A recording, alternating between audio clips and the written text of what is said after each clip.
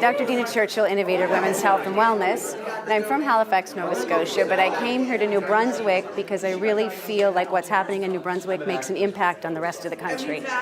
I think this bill is based on fear, ignorance, and money, and not love and wisdom. Now, for the public doesn't even know about it. I mean, this is the critical thing, is that there's something happening so profound that affects the health of our children, not only now, but for generations, and our public is not even aware of it. So I think the biggest thing with this, with vaccines, with the measles vaccine, for example, is that the measles virus, if you connect, you have measles naturally, you just get that measles virus. But when you're getting the vaccine, it's a whole different ballgame. It's natural immunity is what our bodies create ourselves, but when we're getting the vaccine, it's an artificial concoction of chemicals and with unintended side effects. So I think the New Brunswick government really needs to take a look at these unintended side effects before they mandate a policy that the U.S. government deems unavoidably unsafe. And you got persecuted just for speaking out about it. Yeah. If, my whole problem with my chiropractic board would have disappeared had I just been quiet. But it's like, if you were living in a building and you found that it had arsenic in the water, you'd go knock on every door and let them know there's poisons. Well, that's what I feel like I'm doing with the vaccine industry, is that there's some real concerns. And as parents and as healthcare practitioners, we need to speak up against this. Anything you'd like to add?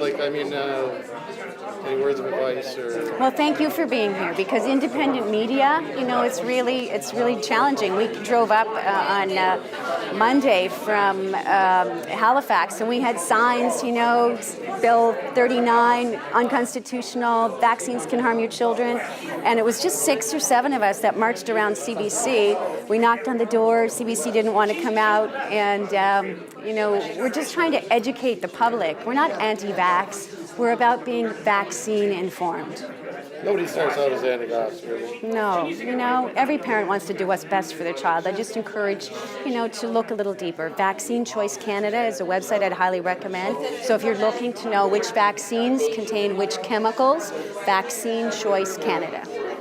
And do you think this is financially, is the financial aspect really what's driving this fear-mongering and this polarization? I think absolutely, because there's no science really to support this bill. I mean, the unvaccinated pose no risk. The unvaccinated kids are healthier, so there's no medical reason for this to go through. I mean, it's not even put forward by the Ministry of Health. It's put forward by the Minister of Education. So the health minister today couldn't even produce the data that, we asked about the vaccine, the measles outbreak, and how many of the